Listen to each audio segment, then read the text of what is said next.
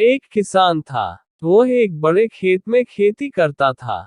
उस खेत के बीच बीच में पत्थर का एक हिस्सा जमीन से ऊपर निकला था, जिसमें चैलेंज का दावा था कि उसने कई बार गिरवी रखी थी और ना जाने कितनी बार चट्टान से खेती के उपकरण भी टूट गए थे। किसान और चट्टान रोज की तरह आज भी वह सुबह सुबह खेती करने की शुरुआत पर जो साझीदार से होता आ रहा था। एक बार फिर किसान का हलवा पत्थर से खंडित होकर टूट गया।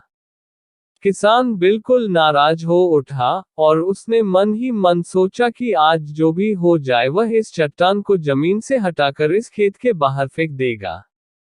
तुरंत वह भागा और गांव से 4-5 लोगों को बुलाया और सभी को लेकर उस पत्थर के पास पहुंचा। दोस्तों, किसान बोला, ये देखो, जमीन से निकले चट्टानों के इस हिस्से ने मेरा बहुत नुकसान किया है, और आज हम सब मिलकर इसे जड़ से शुरू करते हैं और खेत के बाहर देते हैं।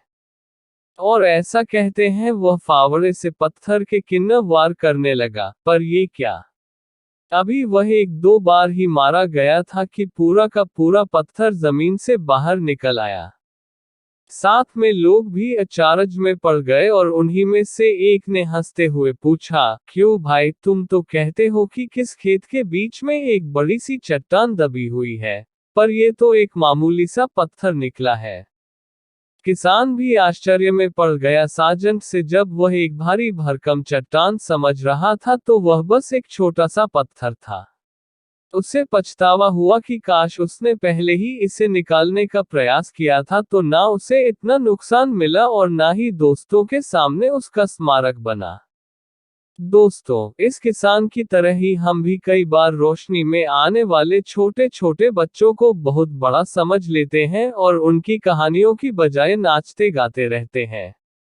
जरूरत इस बात की है कि हम बिना समय गंवाए उन मुसीबतों से लड़ें, और जब हम ऐसा करेंगे तो कुछ ही समय में रॉक्सी दिखने वाली समस्या एक छोटे से पत्थर के समान दिखने की चाहत, जिसे हम आसानी से शुरुआती मारकर आगे बढ़ा सकते हैं।